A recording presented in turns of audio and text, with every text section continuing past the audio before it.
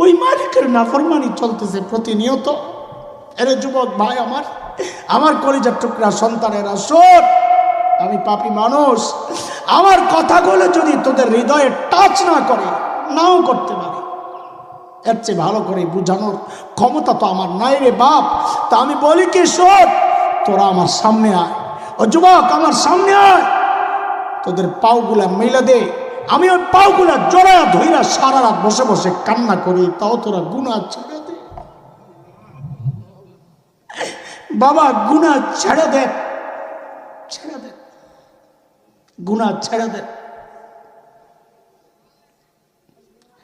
মালিকের ৭০ গুণের সুযোগ নিয়ে তো এতদিন গুনাহ করছি, মালিক ঢেকে রাখছেন, ধরা পড়ি নাই, তাই গুনাহ চালাইয়া যাচ্ছে।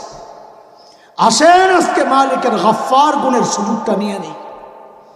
বলে গফফার গুণের কি সুযোগ?